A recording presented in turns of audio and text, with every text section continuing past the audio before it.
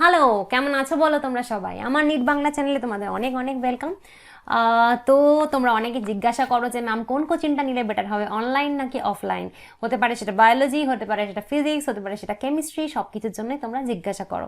তো স্পেসিফিক্যালি নিটের জন্য কোন কোচিং নেবো ম্যাম, অনলাইন না অফলাইন? শুনেছি অফলাইন কোচিং বেশি ভালো হয়, অনলাইন কোচিং কম ভালো হয়। এই ধরনের কোয়েশ্চেন তোমরা অনেকে করছো। তো বেসিক্যালি আমি কিছু অনেস্ট ওপিনিয়ন দেবো, কারণ অনলাইন এবং অফলাইন দুটো কোচিংয়েরই কিছু ভালো মন্দ আছে। কখনোই এটা বলা যায় না যে online is the best or offline is the best. হ্যাঁ, তুমি মনে করতে পারো যে ম্যাম তো অনলাইন পড়ায়, তাই বলবে যে অনলাইনই সব থেকে ভালো। তা কিন্তু নয়, আমি একদম অনেস্ট ওপিনিয়ন দেবো যে অ্যাকচুয়ালি কোনটা হওয়া উচিত আর আমি কোনটা সারা জীবন স্টুডেন্ট লাইফে প্রেফার করতাম। তো দেখো, আমি দুটোরই কিছু না কিছু প্রজ অ্যান্ড কনস লিখে এনেছি। তো অনলাইন কোচিংয়ের সবার আগে যে সুবিধাটা আছে সেটা হচ্ছে যে তুমি যেখানে থাকো সেটা, সবাই কলকাতায় থাকো না, তো সবাই তো এক্স্যাক্ট কলকাতায় থাকো না, অনেকে বিভিন্ন জেলায় থাকো, অনেকে তোমরা আমাকে ত্রিপুরা থেকে দেখো, অনেকে বাংলাদেশ থেকে দেখো। তো তোমার বাড়ির এক্স্যাক্ট কাছাকাছি জায়গায় নিট পড়ান, নিটের এক্সপার্টাইজ আছেন এরকম ফ্যাকাল্টি বা এরকম টিচার সবসময় কিন্তু তুমি পাবে না দেখতে। ঠিক আছে, অনেকেই আছে যারা বিভিন্ন বোর্ডের বই খুলে নিট পড়াতে বসে যান এবং তারা সেই মানের পড়ানো পারেনও না, সেই মানের নোটসও দিতে পারেন না, সেই মানের বোঝাতেও পারেন না, এবং আলটিমেটলি ক্ষতিটা হয় তোমার। তো প্রথম কথা হচ্ছে যে সবার বাড়ির এক্স্যাক্ট আশেপাশে যে নিটের খুব ভালো টিচার পাবেই সেটার গ্যারান্টি তুমি কিন্তু দিতে পারো না। নেক্সট হচ্ছে যে যদি বা শুনলে যে হ্যাঁ অমুক পাড়ায় অমুক টিচার পড়ান, উনি ভালো পড়ান, তোমায় কেউ বললো, তুমি সেখানে গিয়ে ভর্তি হয়ে কিছুদিন বাদে দেখলে যে তোমার টাইমটা ওয়েস্ট হলো, পয়সাটা ওয়েস্ট হলো, উনি ভালো পড়ান না। তো তুমি জাজ কি করে করবে? একজন টিচারকে তুমি জাজ কি করে করবে? তুমি কোনো অফলাইন টিচারের কাছে গিয়ে বলতে পারবে না ম্যাম আগে আমার ডেমো দিন দেখি কেমন পড়ান আপনি, তারপরে ভর্তি হব। এটা কিন্তু হবে না। তো সেক্ষেত্রে যেটা হয় যে টিচার খুঁজে পাওয়া এবং তাকে জাজ করাটা কিন্তু অফলাইনে সম্ভব না, যেটা অনলাইনে অনেক ইজি। কারণ অনলাইনে নিশ্চয়ই তুমি তার ভিডিও আগে দেখছো, তার লেকচার আগে দেখছো, যদি তোমার ভালো লাগে তুমি অ্যাপ্রোচ করবে, যদি ভালো না লাগে তুমি অ্যাপ্রোচ করবে না। তো এটা হচ্ছে খুব বড় একটা বেনিফিট অনলাইনে পড়ানোর।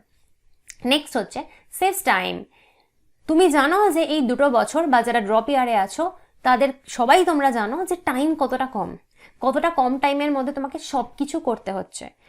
এত পড়া এত কম টাইমে, তার মধ্যে যদি তুমি কোচিংয়ে যেতে যেতেই দিনের আধা সময় নষ্ট করে দাও, তাহলে তুমি পড়বে কখন? এই প্রবলেমটা আমার খুব হতো, কারণ আমি চিরকালই একটু উইক টাইপের ছিলাম। তো আমি স্কুল থেকে তারপরে কোচিংয়ে গিয়ে যদি পড়তাম রাত অবধি, বাড়ি এসে আমি আর একদিনও বই খুলতে পারতাম না। তার ফলে আমার বাবা মা কিন্তু আমাকে আধা টিচার ছাড়িয়ে দিয়েছিলেন, বলছে তোমাকে ওভাবে পড়তে হবে না, তুমি নিজে নিজে পড়ো। আমাদের সময় তো অনলাইন টিচার ছিলেন না, এত কেন কেউই ছিলেন না।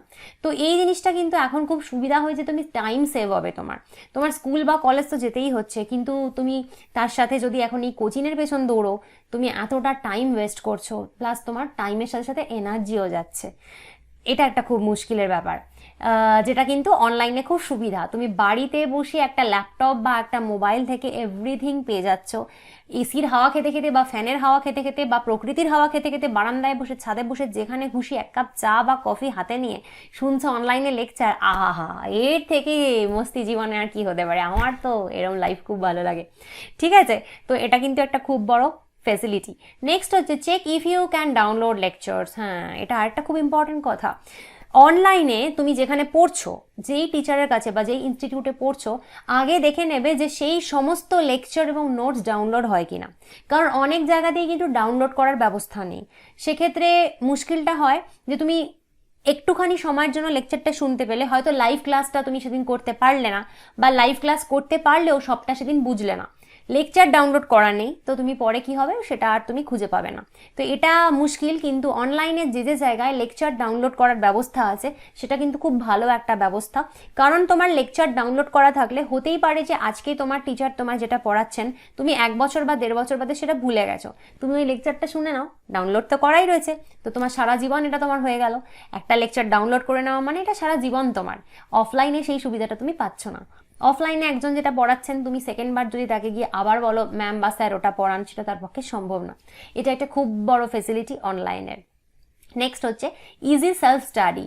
মানে কি, আজকে তোমার স্কুলে প্রচুর প্রেশার বা কালকে তোমার স্কুলের টেস্ট রয়েছে, তুমি এই মোমেন্টে সেটা নিয়ে বিজি আছো, তখন তুমি কি করছো? তুমি তখন নিটের জন্য পড়ছো না, কিন্তু যখন তোমার মনে হচ্ছে আজকে আমার টাইম আছে, আজকে আমার স্কুল নেই বা আমার এখন পরীক্ষা নেই বা আজকে সানডে, আমি সারাদিন বাড়িতে আছি, মাংস ভাত খেয়ে দিব্যি ফ্রি বসে আছি, তখন কিন্তু আরামসে তুমি তোমার সমস্ত ডাউনলোড করা লেকচার এবং ডাউনলোড করা নোটস থেকে নিজের মতন পড়তে পারো।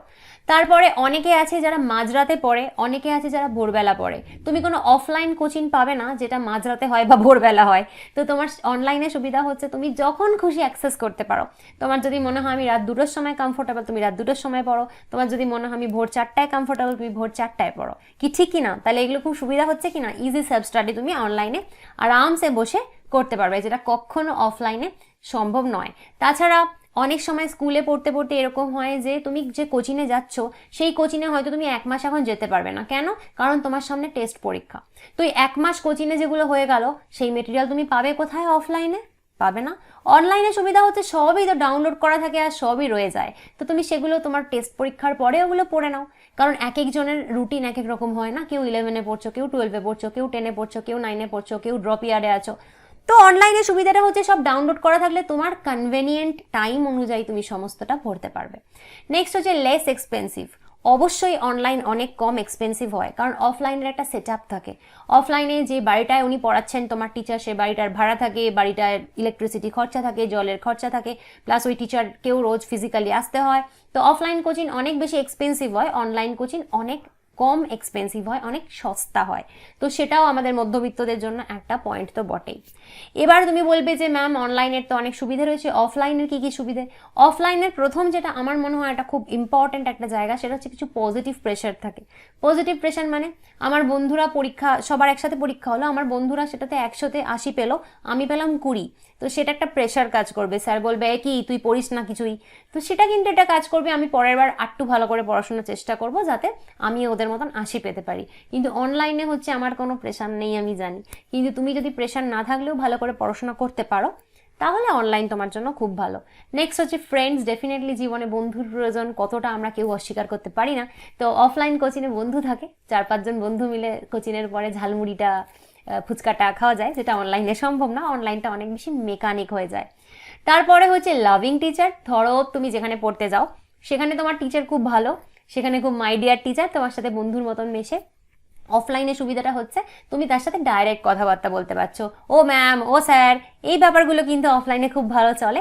সেটারও তো একটা দরকার আছে জীবনে, সব কিছু তো মেকানিক হয়ে গেলে হয় না। অনলাইন বিষয়টা একটু মেকানিক লাগে আমার, যে ডাইরেক্ট তুমি আমাকে দেখতে পাচ্ছ না, আমি তোমায় দেখতে পাচ্ছি না, ডাইরেক্ট কথাবার্তা হচ্ছে না, সবই কথা হচ্ছে ওই হোয়াটসঅ্যাপে আর মানে অ্যাপের মাধ্যমে।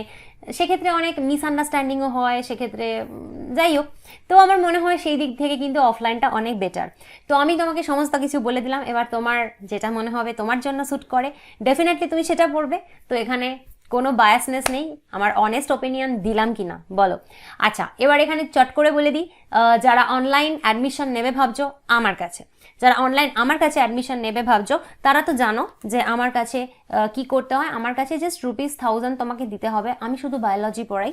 অনেকে জিজ্ঞেস করো ফিজিক্স কেমিস্ট্রি, আমি ফিজিক্স কেমিস্ট্রি পড়াই না, শুধু বায়োলজি পড়াই। ₹1000 তোমাকে দিতে হবে। ₹1000 দিলে পরে তুমি নিটের A to Z মেটেরিয়াল পাচ্ছ। তোমার সেখানে সমস্ত লেকচার, রেকর্ডেড লেকচার তুমি পাচ্ছ, সমস্ত নোটস তুমি পাচ্ছ, বাংলা ইংলিশ আলাদা আলাদাভাবে পাচ্ছ, এবং প্রিভিয়াস ইয়ার্স কোয়েশ্চেনের MCQও কিন্তু সলভ করানো হবে। কিসের question? Previous years question, PYQ solve করানো হবে, এবং দ্যাট টু এটা কিন্তু ইংলিশেও হবে এবং বেঙ্গলিতেও হবে। কারণ তোমরা অনেকে শুধু ইংলিশ করে যাচ্ছ অথচ দেবে পরীক্ষা বেঙ্গলিতে। তার জন্য বেঙ্গল ইংলিশ দুটোতেই কিন্তু PYQ সলভ করানো হবে, এবং নোটস রয়েছে এবং লেকচার রয়েছে। 100% নিট করতে গেলে যা যা লাগে সব কিছু তুমি পাবে এই প্যাকেজে। তো এর জন্য তোমাকে কি করতে হবে? আমাকে হোয়াটসঅ্যাপ করতে হবে স্ক্রিনে আসা এই নাম্বারে। তো হোয়াটসঅ্যাপ করে তুমি যদি চাও ডেমো দেখতে, ম্যাম ডেমো একটা দেখান, আপনার কোচিংয়ের আপনি নোটস দেখান বা লেকচার দেখান, সেটা তুমি নিয়ে নিতে পারো। তারপর যদি তোমার ভালো লাগে ডেফিনেটলি তুমি জয়েন করতে পারো।